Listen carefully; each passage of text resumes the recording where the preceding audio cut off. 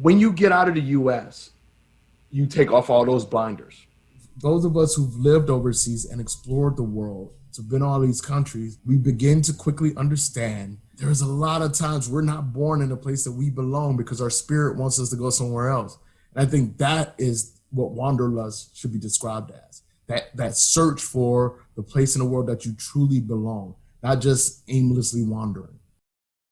I did not plan on publishing this interview on YouTube. In fact, I haven't published an interview on YouTube in probably a year and a half now. But after listening to this conversation at least 10 times during the production process, and after getting so many messages from listeners, I knew that I had to share it with more people. Not only does my guest today, Eric Prince, the minority nomad, have a wealth of experience living in Bangkok, Thailand for more than 8 years, he's also a seasoned world traveler who's been to 95 countries. That, coupled with his experiences growing up in inner city Cleveland and traveling the world as a photojournalist after serving for 10 years in the US military, has given him this global perspective and worldview that I don't think I have ever encountered before. If you've ever felt like you weren't born in the place where you belong, or if you've ever struggled to find where that place is, I think that you'll really benefit from this conversation. I know I did. And if you've happened to see my video on how I see the US after living abroad for 15 years, or why I decided to leave Costa Rica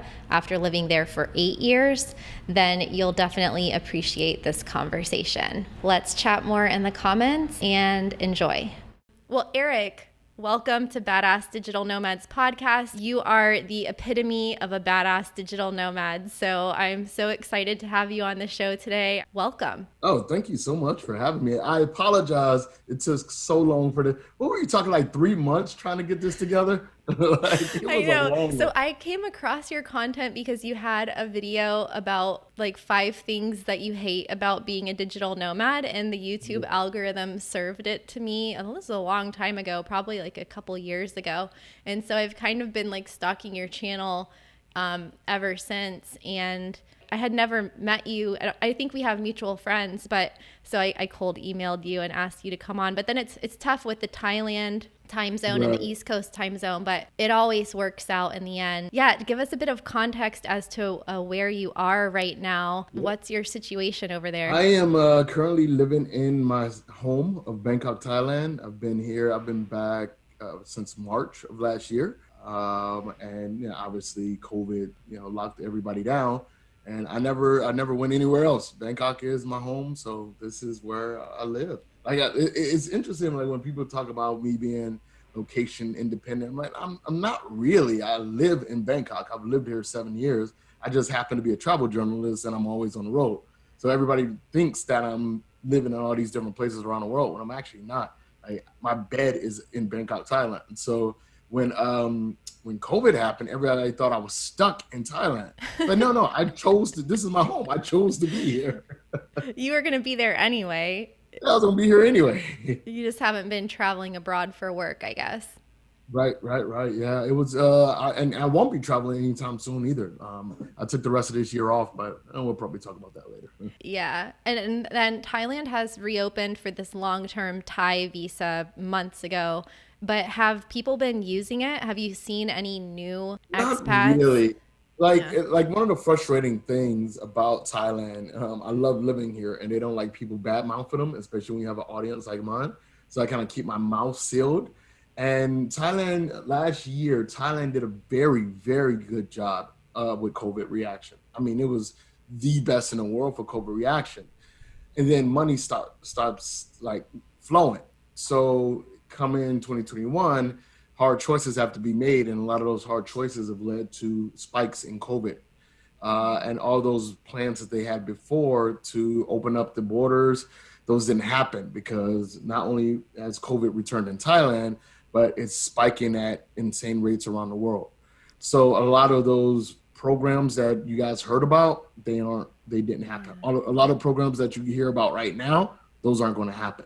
So we have, I want to say, you do have some people coming back. The thing about Thailand right now is if you're willing to do the 15-day quarantine, 14-day quarantine, you can come. No problem, just like any other tourist. But a lot of people aren't willing to put in that 15 days sitting in a hotel room, and you have to pay for it as well. So that's an extra 1,500 to 2,000 plus on your trip right there. Then that's time just sitting in a hotel room, you know. A lot of people don't want to do that, but now they came out with a new proposal. Actually, it is in effect right now. It's April 9th. It was beginning of April it started, where if you have the vaccine, you can do this whole Phuket thing without a quarantine. But then COVID came back, and now we're back on lockdown as of today. So it's just chaos. It's just ever since the borders have been open, it's been chaos. So we were saying before we started recording that it's Friday night, you're going to go out and meet some friends, and then more lockdowns are starting tomorrow. So what is open tonight then? All the bars, well, not all the bars, some of the bars voluntarily closed. So this is a quick story. This is what happened. We have oh man, I should not be saying this, folks. It's going to get me in trouble. You know what? I don't care. So there's levels of society here in Thailand, right? And it's the same anywhere else in the world. So I belong to what would be called high society, right? Most expats belong to high society. You show up, if you're middle class, upper middle class, you are wealthy by Thai standards. So we can do anything we want, pretty much. It really is no restrictions to us living here. So there are certain clubs here that older rich gentlemen frequent. And a lot of these rich gentlemen are married, in government jobs, in police force, et cetera, et cetera. Those places had a huge spike of COVID this past weekend. It was, I want to say there was 11 of them around the city, all in the same 3 areas. So we had a very big festival in Phuket, the first music festival of the year. It was amazing, but somebody who contracted COVID at one of these clubs went to the festival. And then they went back to Bangkok and they were caught up in the whole testing of those clubs. And it turned out, yes, they had COVID. And then it just went wild from there. It just rapidly spread all over the city, all over the country. So the government decided to lock down 41 provinces and close all clubs and bars and limited alcohol sales in restaurants. And this has worked. This will be our 3rd time. The first time was the original lockdown everybody did last year. Yeah. The second lockdown was for 1 month in January. And then this is going to be our 3rd one for 2 weeks. And, you know, honestly, it's not like lockdowns that you guys have in the Western countries, in Europe or the US or whatever. Our lockdowns are really just establishments, specific establishments, massage parlors, nightclubs, bars, and sometimes restaurants. That's the first way it was, restaurants. But this wave that's about to happen, the only thing that's closing are clubs and bars. That's it. Okay. So are the markets open? Yeah, they're all open. They never closed. Yeah, but the issue is a lot of restaurants rely on alcohol sales to stay open everywhere in the world. Yeah. So you take away alcohol sales, there's no reason to keep the doors open, so they close. Yeah, that's where all the profit comes from. Exactly, that's the profit. And, you know, Bangkok's not as cheap of a city as people think it is. It's an international city. So a lot of these places have shut down. Some of the best restaurants in the world are here, and they have to close because of COVID, because of these lockdowns and closures. So tonight is and I work very closely with F&B here. And a lot of us are looking at tonight as the last hurrah for a lot of these places we love, because we don't think a lot are going to make it. Because they say 2 weeks, it's going to at least be a month. It's just always the way it is. That's so sad. All these local businesses going out of business. I heard on another podcast that you were friends with some Michelin star chefs in Bangkok, and I'm a huge fan of all those like cooking shows on Netflix and Chef's Table specifically. I saw an episode about a chef in Thailand there. I can't remember his name right now, but do you know who I'm talking about? Gagan. It's Gagan. Probably. Yeah. Are you friends with him? Yeah. We know, you know, the funny thing about those shows, and I've been here a lot. I was like, I'm old. I'm an OG here. Like, we all, like Chef Tone and all the, like, these are close personal, Jared Risley, like Bola, like these are all friends. We've been friends before Michelin even showed up. Mm-hmm. So now that everybody is like they're Michelin chefs now, they haven't changed. They're the Yeah. same amazing people as they've always been. And I think those of us who've been here this long, we're blessed to be able to have these relationships in this city, and that, you know, when you come here, I can introduce you to Chef Tone, or take you over to see J5 and give her a hug. You know, like it's Yes. just an absolute blessing to be here. It's brilliant. You wait till you get back. It's amazing. I love Bangkok, but the last time I was there, I was with my friend who she was actually taking a job with Google. So she was on a work trip to the Philippines, and, being location independent, I just met her over there in Manila, and then we ended up exploring Thailand, and we loved Bangkok, but neither of us had ever been there. And Mhm. so it was kind of like, I don't know. I think when you travel by yourself, it's different, but traveling with her, we kind of stuck together. And then when she Yeah. went back to the US, I just continued on exploring like the whole country by myself, but I didn't have any local connections in Bangkok at the time. And then I just kind of went with like no itinerary or anything. So I'll be really excited now that I have so many remote friends that live in Yeah. Thailand. I'm really looking forward to going back and seeing a different side of it. And Yeah. you have been to, is it almost 100 countries now? Yeah. 95. 95. 95 countries. Why Thailand? Because I lived in Costa Rica for 8 years, so I know what it's like to get to a country where it feels like home and then you Mhm. stay. So after going to so many places, what was it that attracted you to Bangkok, or was it this kind of just invisible force that resonated with you? You know, I think it's a combination of everything. I was in the military for 10 and a half years, and I was blessed to travel around the world. And I never had that. Wanderlust wasn't a thing for me. Everybody talks about Wanderlust, but it wasn't really, it's not Wanderlust. It's my life, my way of life. It's just the way it is. It's not something. I've always looked at Wanderlust as this thing that you seek, like that it's this inspiration that just pulls you, and this wanting of a far off land. For me, it was never that. Like, I've been traveling since I was 17. So the world is part of me. So Mm-hmm. living abroad has always been an important part of my identity. It's just what makes me comfortable. The issue always was finding a place in the world that I was comfortable in general, where the things that I love and enjoy are accessible.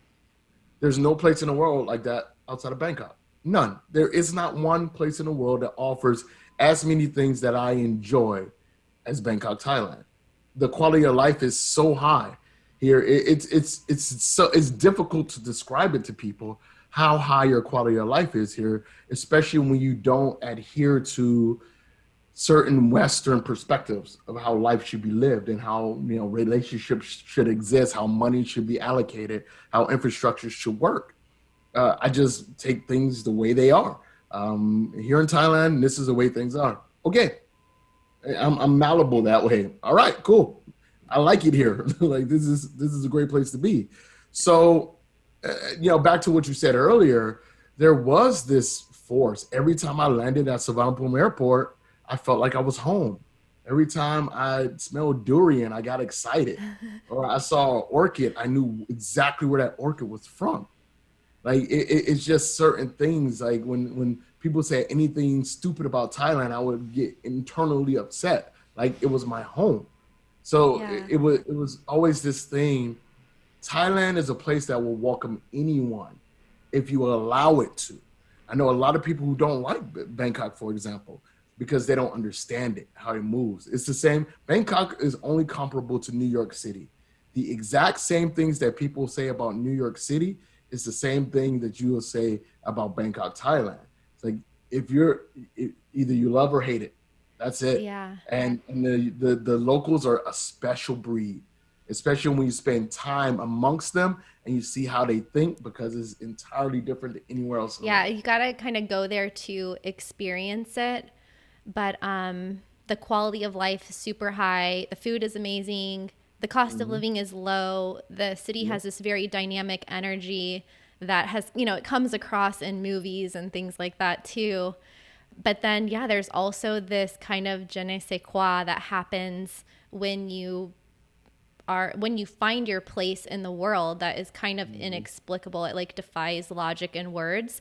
And actually, both you and I think that Lisbon is overrated. Oh But my that God. is so, we'll have to come back to that later. Like, there's places that on paper are really good, or you think that you're going to really love. And then you get there and you're like, this is not what it's cracked up to be. Yep. Paris. And then Paris to me.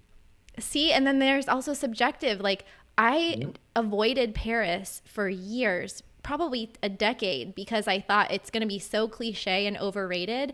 And I completely surprisingly fell in love with it.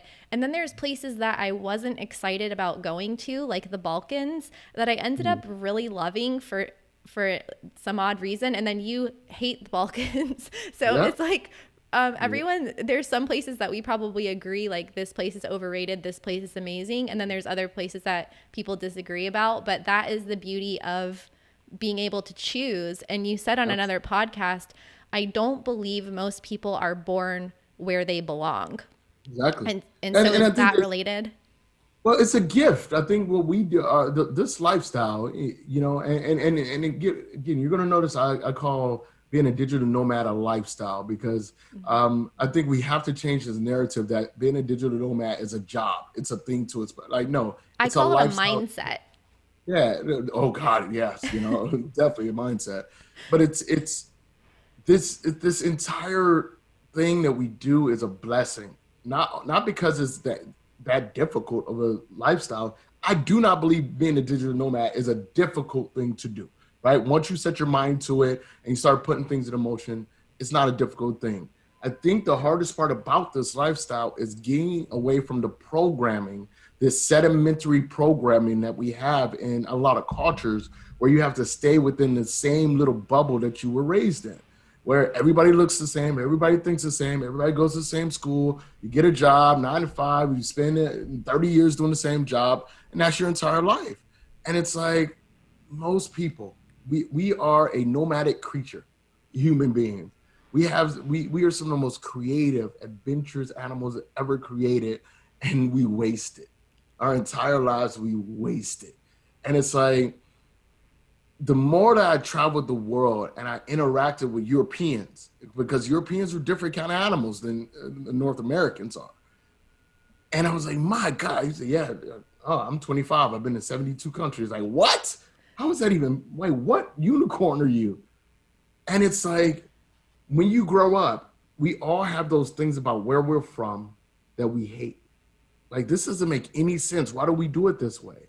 Or those things about our religion. Like, this doesn't make any sense. Or things about how romantic relationships are formed. Like, why would I do that? I don't like that. Instead of just being miserable and unhappy, get out there and explore and find the place in the world where you do belong, where things do make sense. There are aspects of a lot of different cultures that we all can learn from, and just kind of adopt those things into who we are as people. And it's like, it's frustrating for me because I care about people. When I see or hear or read things online or talk to friends or interact with people from back home who can't see beyond the borders, who can't see what else is out here for us, especially as a person of color. And I always say, I get in a lot of trouble within my community for saying this. How many times do we have to be shown and told that that country is not for us anymore? It's not. It's They don't care. And I don't want to go on a rant about this, but over and over and over again, decade after decade after decades of abuse, like, there's never been a better time in history to just leave, to go to one of the other 191 countries, depends on who you ask, in the world, and build a life. And it's easier. It's simpler. You know how many people I know here who have been teaching English without a college degree for 25 plus years? A lot, a Yeah. lot of people living comfortably here. I tell people $2,000, you can live just fine here in Thailand. If you make around 2,000 US dollars a month in Thailand, depending on where you live, you can do whatever you want. I live in Bangkok. I barely crack 1,500 a month. I live Yeah. in one of the most expensive places. It's two places. It's Phuket and Bangkok, the two most expensive places here. And I live in one of them. I barely crack 1,500. You can imagine everywhere else.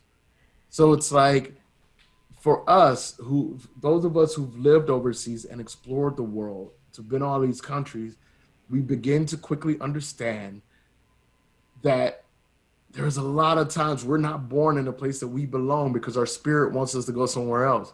And I think that is what wanderlust should be described as. That search for the place in the world that you truly belong, not just aimlessly wandering. There's like this inner stirring, like a turbulence that happens. And people sit in that discomfort because I think there's a weird disconnect where we're genetically programmed to want to belong and be a part of the community, but yet the US is a really toxic community in a lot of ways. So people are like, it's like that Stockholm syndrome. It's like Mm-hmm. there's so much wrong with it, but then there's no clear alternative. Mm-hmm. And by leaving the country, we basically become an outcast of that society. And then there's a gap between where you don't fit in your home country, but you haven't yet found your place yet in the world. And that is the scary part for people. But if you can just push through that and get to the other side, it's like this like relief, like this kind of breath of fresh air where all of a sudden you have this clarity over looking at the birdcage almost Mm-hmm. of the US, and you're like, oh, if I could just tell more people that they can get Yeah. out of it, like you don't have to be a martyr of that system and suffer for your whole life and then become bitter when you get into your Oh God. 60s because you're I like, cannot like you're perfect, perfectly said. I mean, it's so many martyrs, and you know, it's a very real conversation in my community. Like as an African, people who can't see me, I'm an African American man, but it's you know, with the rise of everything that's been going on in the past, well, it's been happening to us, you know, 38 years, my entire life at least, right?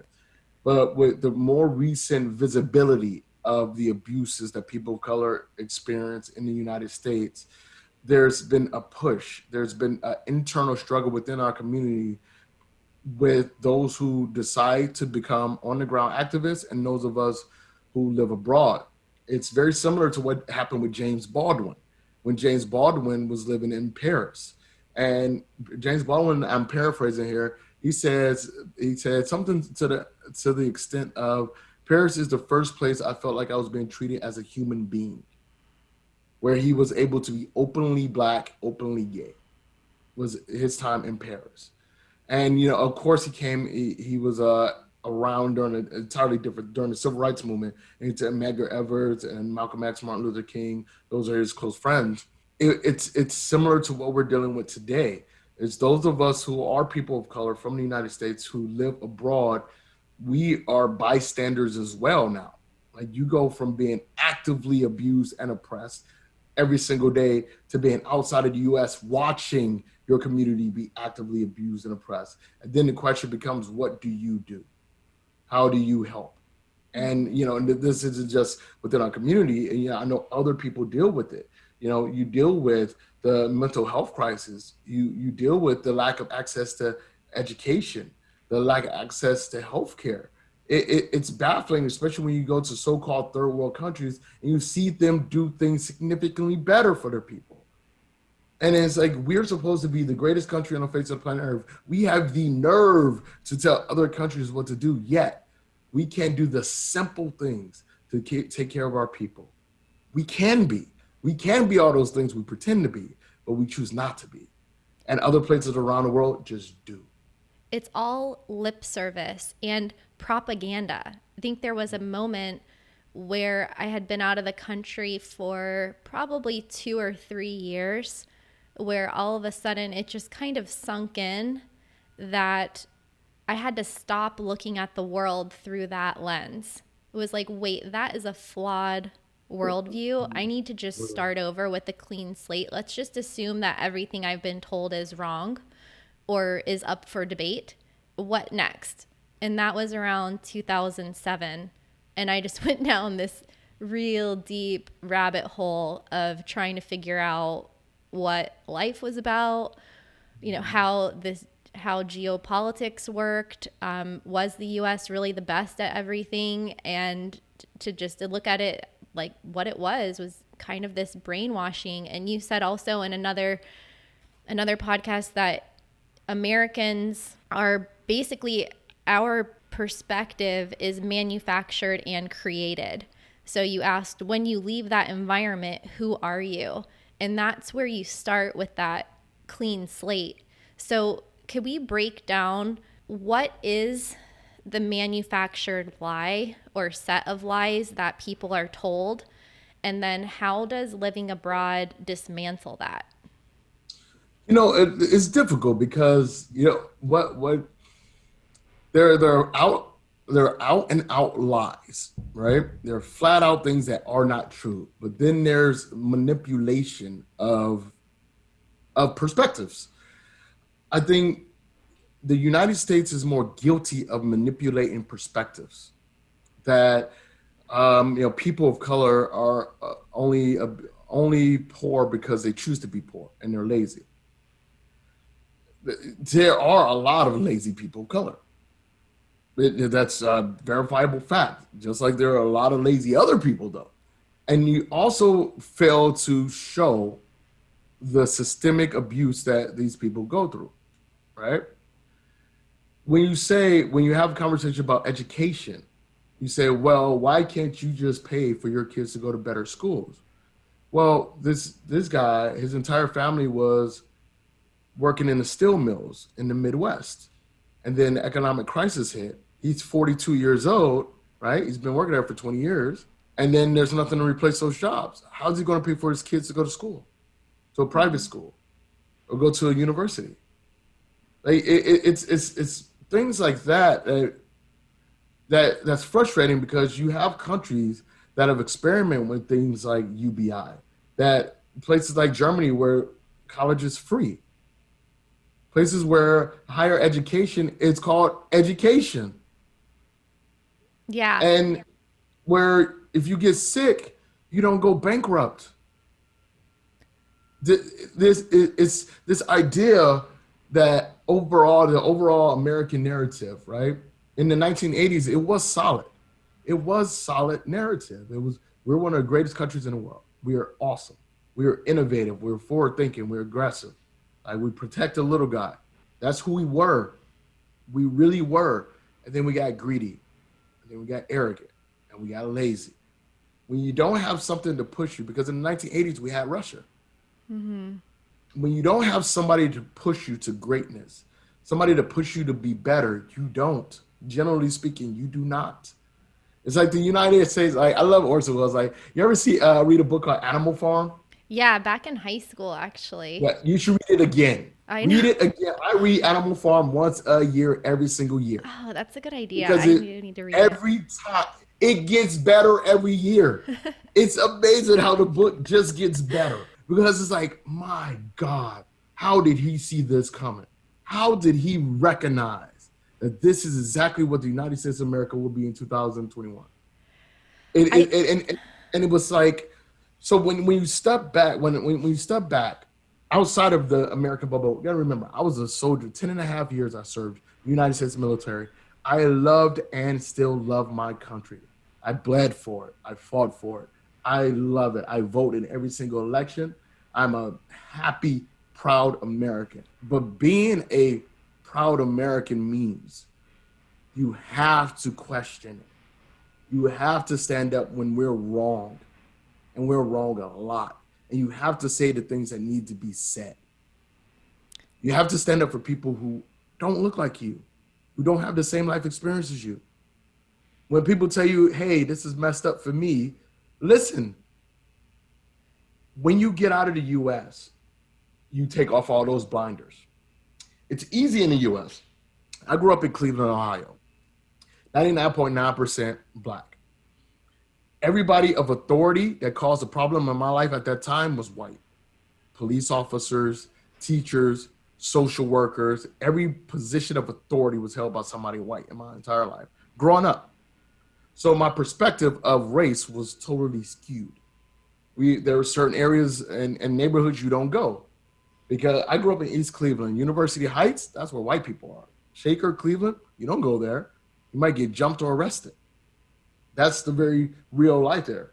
New York is a better example. We've seen all over the history of television and film. There's certain neighborhoods you don't go to if you're a certain color. So the way the US reinforces these things, it does nothing to combat them. It does nothing to combat these issues that we have. I think Abuse. it's because these people in power, well, there's a lot of reasons for it, but also they don't have the worldview either. Like it kind of starts at the Oh, I top. think they do. I disagree. I think You they think do have so? the worldview. I think they realize that a educated and united populace would throw every single one of their asses out of office. It would. I mean, I think There's that no this way. is going to change the electoral map, this migration, these new migration patterns. But do you think there's going to be a brain drain away from the US now that so many people can work online? See, I don't think so. And you know, we've been talking about this topic for over a year now, about how the rise of digital nomads. I just did a documentary that should be coming out some later this year, specifically about digital nomadism.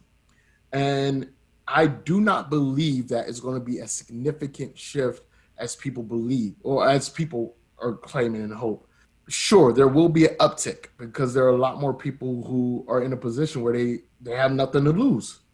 But there's still there's still familial ties. Family is strong, strong, strong, strong. There's familiarity. If you fall on your ass in the US, you can get back up because you know it. You know the culture, you know history, you know identity, you know the word, you know language. It's relatively simple. And there's still fear. There's still fear of the unknown. There are very few people who know somebody personally like you and I. So my family could say, hey, I wish I could move abroad and live abroad. Oh, I know somebody who did that. My brother did it. My son did it. Or my cousin did it. Let me call him or email or message him. A lot of people don't have that. So they end up in my inbox and my inbox fills up, or they go directly to the spam folder, or any other hundreds of digital nomads around the world creating content, right? So I don't think that there's going to be this massive shift that a lot of people believe it is. I think it's going to become a lot more normalized. I don't think we'll be seen as these magical unicorns anymore. But I do believe, but I don't believe that there's going to be a massive brain drain. The reality is, the U.S. is still a great place for a lot of people. It is. I mean, it's getting significantly more difficult to be, overnight success, as they say there. But it really is still. I mean, for me, I still think it's one of the best places in the world to be born. I am so glad to have That's been born true. an American. And so I just don't think that. I mean, and if all things being equal, if I had to go home, I would go home, and my life would be perfectly okay.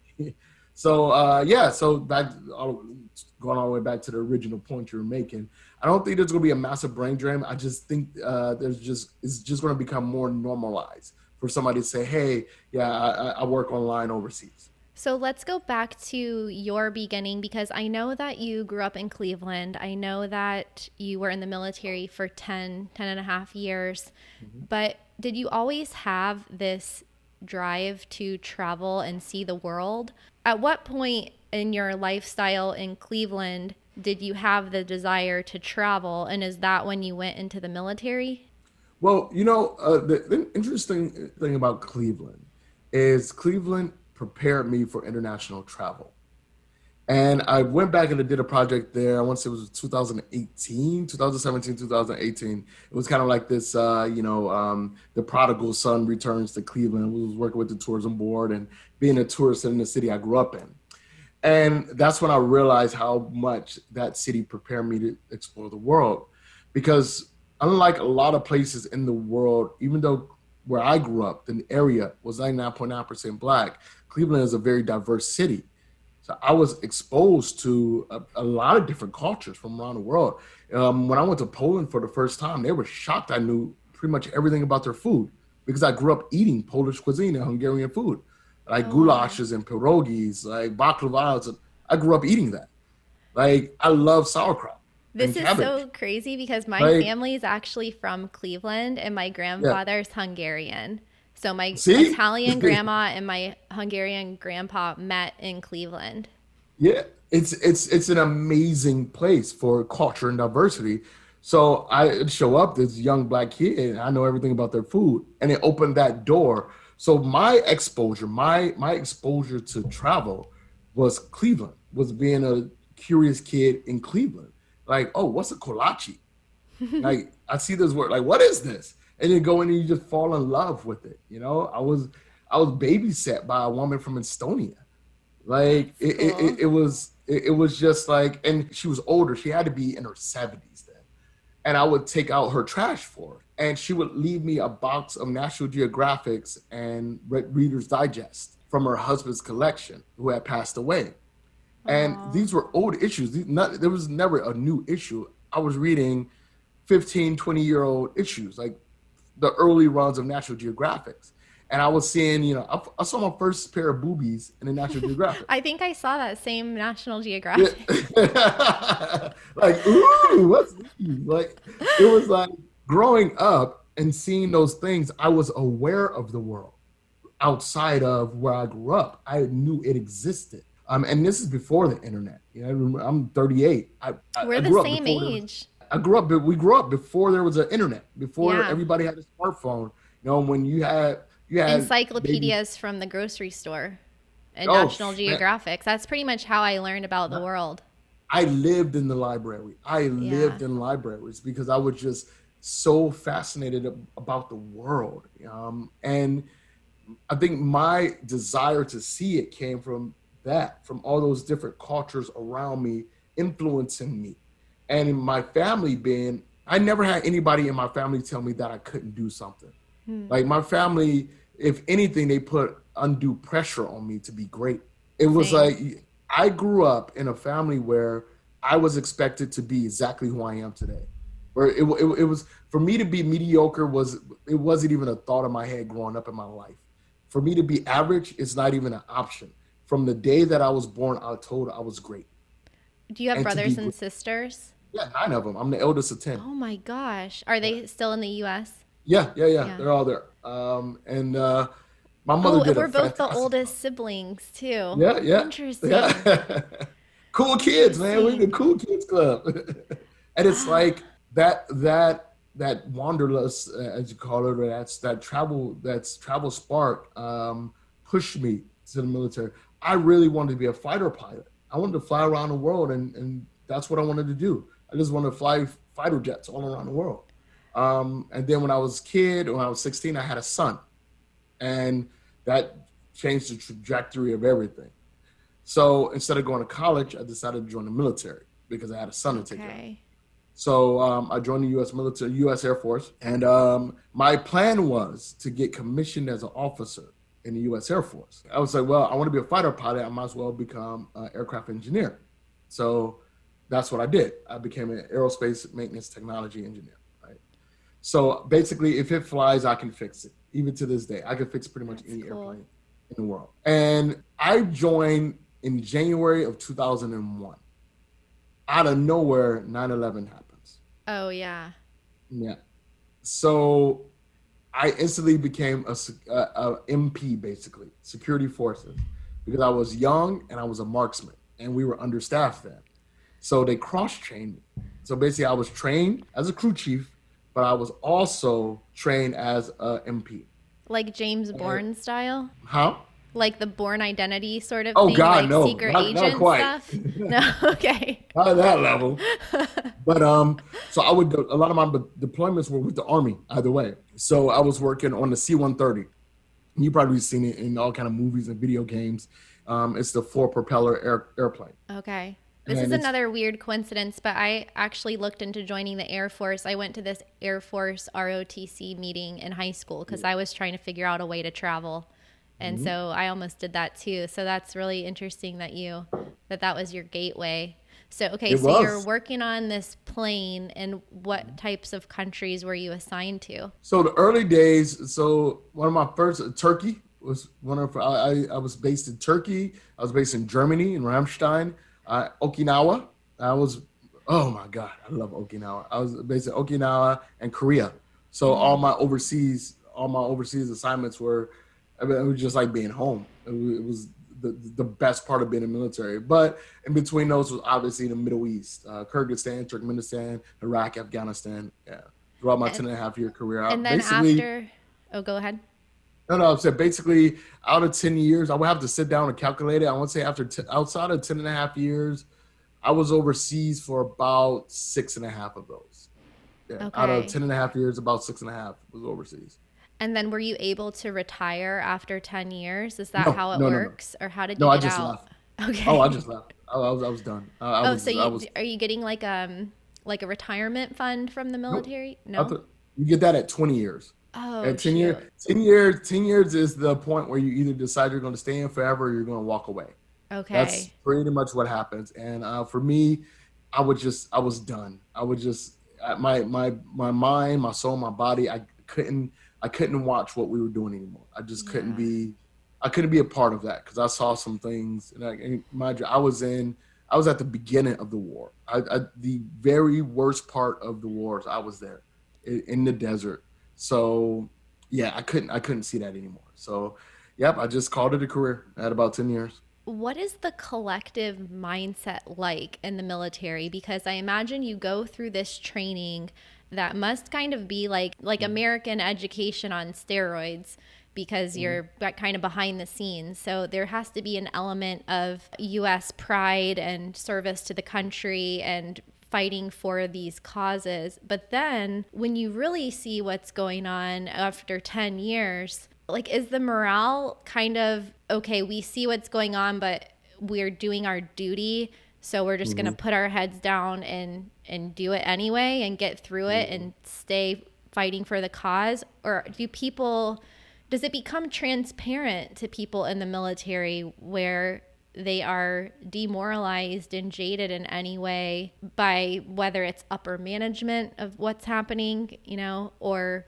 whether it's the politics of it or the government? Because I think like Mhm. a lot of people get out of the military and then they stay silent on everything that they heard and saw and Mhm. did. What is I that think like? I believe it goes a lot of everybody's extremely different on this because I think initially when you come in, your belief system, whatever it is, becomes reinforced. If you believe the United States is the greatest thing of all time, that's easily enforced.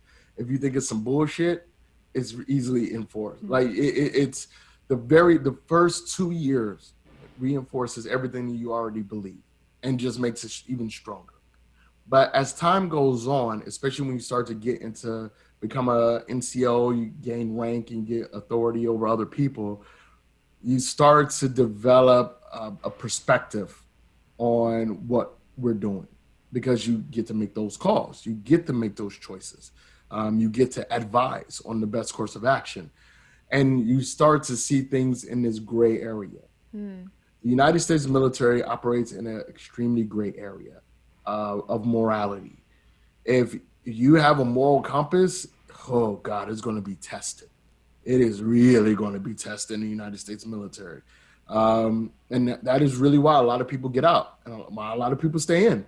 Because, for me, I no longer believed in what we were doing in those conflicts, not even a little bit. Because as time went on, I became more educated outside of the military, going to college, as well as seeing things. and being able to question, like, wait, what? Like, that's not at all what's going on. Or when you hear news reports and you know better because you're there. There were so many times when we were in the desert watching the news being reported and we're just laughing. Like, they have no idea what's going on. And then it becomes scary because you're like, wait a minute, I never knew what the hell was going on. And when I leave this, I won't know what's going on. So it's like, it's such a difficult, the reason it's such a difficult question is because everybody's different, and I can only speak to my personal experience on this. My experience, I would always say that joining the U.S. military was the best thing I ever did in my life, and the second best thing was leaving the United States military. It's got to be so disillusioning and also Enlightening. imbalancing and Oh, enlightening it's at the same enlightening, actually. time. Well, you know what? I mean, Because here's reality is so subjective there. There's so many aspects to well, see, I what's don't think happening. reality it's not subjective. Reality is not subjective at all in that case. I mean, it slaps you in the face with what reality it really is. Like, news reportage is subjective. That's what's subjective. How things are reported is subjective. How things are is not subjective. Trying to kill me. There's nothing subjective about that. That's Like, true. I don't particularly care why. Like, we can talk about that later. All I know is this guy over there is shooting at me. Okay, so things become very crystal clear at that moment for you. What becomes difficult is your question: do I want to contribute to this? Do I want to contribute to what really is happening? The death, the abuse, the greed, the lies, the manipulation that we all know. We're well beyond that point of, oh, we didn't know. We're well beyond that point in history. We all Right. know what we're doing. We all know where we're wrong. And we're all choosing to be quiet about it or to be vocal about it. We're all making those choices. And I'm not judging anybody either way. But for me, I chose that I could not be part of that machine anymore. And I feel like I always, my saying is, leave the world better than you found it. And where that came from was, I was Muslim before, and I was berated. I was berated by a local in outside of Bagram, Afghanistan, and I don't know how he found out I was Muslim. I don't know how, but he berated me for being a Muslim, killing my own brothers and sisters, and it shook my perspective on faith, on what we were doing, and community. And I had to ask myself, and this was ended up, we didn't have an imam there, so I spoke with the chaplain about it. And the question comes: do you feel what you're doing is right? Do you feel you're making the world a better place? And the answer is no. It's not right. We're not making the world a better place. There's nothing about this is right. And I had to keep that inside because I'm a soldier. I'm out here. Anybody you see who has those doubts vocally, they don't last in a unit that long. By, they're taken care of, or they just can't handle it. So you Yeah. keep that to yourself inside, and it just steams and bubbles. And that could go different ways. It could become a negative or positive. How long between when you had that thought did you leave? 3 years. It was about, yeah, it was about 3 years. It was about right into my second. Yeah, it was about three or four more years left. Years, it was 6 or 7. I was like, Yeah. this is not it for me. And I dedicated my life to making the world better. However, I see that it's just leave the world better than you found it. Because what we have now is, oof. Yeah, and you are. I mean, I would say for everybody listening, like Eric, I think you know this, but you are so talented.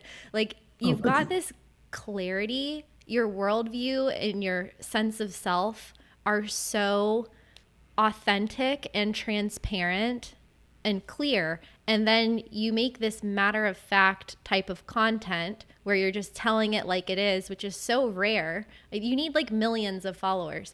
And then you also have this artistic side where you have this photojournalism side, and these pictures that you take are they're so profound. Like, your photos actually could be a National Geographic of the 80s, for sure, like hands down. And then also, you're such a good writer. Like, your voice in writing is it's so easy to read, and it's so concise, but it makes you think. Like, you've really got it going on. Like, you've got like the whole package. Oh, thank you. And I'm just curious of, where that comes from. Maybe it's a combination of your background and like where you grew up, but also who you were as a soul coming into this body on the planet, and then also going through these trials and tribulations of the military. And so then when you come out, you're just kind of like giving no like, this is how I'm gonna live my life. This is how I've decided it's right. This is the right thing to do. This is the right way to live. I'm going to live on my own terms. I'm going to live wherever I want. I'm going to be free. I'm going to open the businesses that I think make sense for me and make sense for the world. You've started this foundation to help kids with photography. Like, I don't know if this is like a question, but like, how did this all come together? Or was it just an unfolding that's happened through your life? Or was this a plan where you thought, okay, I'm quitting, I'm getting out of the military, and I'm going to go start checking the boxes on what it means to be alive in this lifetime? I just, honestly, I'm just not a planner in general. I just do things. Like, it was like, I remember, it was funny. I think it was like Joker in the Dark Knight. He was like, do I look like a person with a plan? He's like, I'm like a dog chasing his tail. Once I catch it, I don't know what I'm going to do with it. And that's just how my life is. It's just, all right, let's do that thing. That sounds fun. Let's go. And it's like, Eric, you want to try this? Yeah, sure. Let's see what happens. And I think part of it comes from, I've had a lot of positive experiences. And I think people believe in me more. Like, it's hard for me to listen to you say those kind of things about me, is because I'm almost 40. I just don't see it. I don't see what everybody's been seeing my whole life. I just don't see it. How everybody oh, you're special, you're talented. And I'm like, I'm all right, I guess. I just work hard. That's all. And for me, everything that you said, and I'm blessed to have had people my entire life say similar things. Those have always come from a simple place. I just work harder than most. I just work. Like, it's my default mode. I do not believe I'm that talented. I just outwork people. And I care. Anything that I do, I care about it, or else I wouldn't do it. I care about telling the authentic story of a place. For me, the reason photography is my medium, it's my muse. All things being stripped down, I am a photographer at my core. Is because photography is, you capture a moment that'll never happen again. Like, a painting can be replicated. You could redo that. But a photograph, it's a moment that'll never be, you can never duplicate that. I'll be a second older. My subject will be a little darker, a little lighter, a little slower, a little faster. But you can never replicate it. So you look at the beauty of that moment for time. And you just live in that. You just live there. And for me, capturing those little moments, it's therapeutic, because it reminds me why I keep living, why I keep pushing, why I was, chosen to survive everything that I've survived. And to be able to share that, I find it's my responsibility to be able to share this life, this planet, these experiences with the world, because there's so many people who are legitimately stuck wherever they are in the world. They cannot get out. And if they come across my voice or my photographs or my writing, maybe that could be the thing that helps them get to tomorrow. My biggest goal is to be the brightest part of somebody's day. Like, if somebody has day of their life, I guarantee you it will not be the day of their life if they meet me. Because I'm going to do whatever I can to try to make them happy. To like, yo, today sucked, but I met that Eric guy. Like I'll never see him again. I might not ever think about the people in your life you met one time and they left that impression on you. How special they were. It's like, my God, I remember that one girl I met on the beach. Like we talked for 30 minutes and then we never saw each other again. Like I was at this festival, and I'm going to be honest, I was high. And I was sitting on a beach and I was watching the sunset. And I get in these moments where I get entranced by nature because I hate nature. I don't like it at all. I'm not a nature dude. I don't like beaches. I don't like forests. None of it. What? But yeah, exactly. Well, you live in the middle of no nature.